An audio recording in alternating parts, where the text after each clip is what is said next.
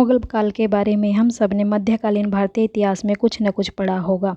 हम में से बहुत से लोग ये मानते हैं कि कला, संस्कृति और स्थापत्य के विकास में मुगल शासकों की अहम भूमिका रही है, और साथ ही लोग ये भी मानते हैं कि मुगल शासक विदेशी आक्रामक थे जिन्होंने भारतीय संसाधनों पर कब्जा किया और भारतीय मूर्तियों, मंदिरों को तोड़ा और हिंदुओं पर अत्याचार किए। मुगल शासकों पर विद्वानों के अपने अपने अलग अलग मत हैं।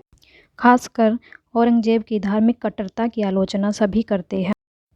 मुगल और उनके शासन की क्या बात अच्छी थी, क्या बुरी, इस पर एक बार फिर से बहस खड़ी हो गई है, क्योंकि हाल ही में भारत सरकार के वेबसाइट noindia.government.in से मुगल साम्राज्य की व्याख्या करने वाले एक पैराग्राफ हटा दिया गया है। इसके चलते सरकार के इस निर्णय और मुगल शासन के गुण दोष पर बहस शुरू हो गई है।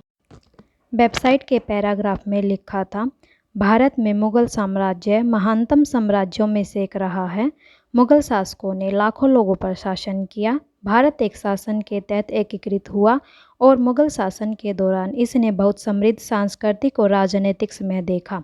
जब तक मुगल शासन नहीं आया तब तक भारत में कई मुस्लिम और हिंदू किंगडम टूटते बिखरते रहे।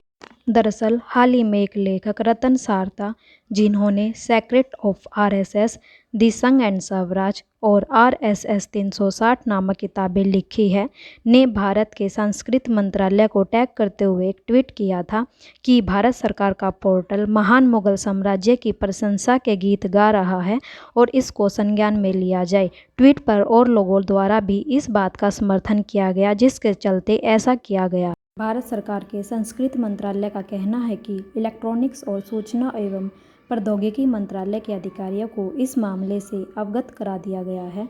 संस्कृति मंत्रालय का कहना है कि वह इस वेबसाइट को नहीं चलाता जहां से सामग्री हटाई गई है। कुल मिलाकर यह कहा जा सकता है कि मुगल शासन को उपलब्धिहीन बताने का प्रयास किया जा रहा है।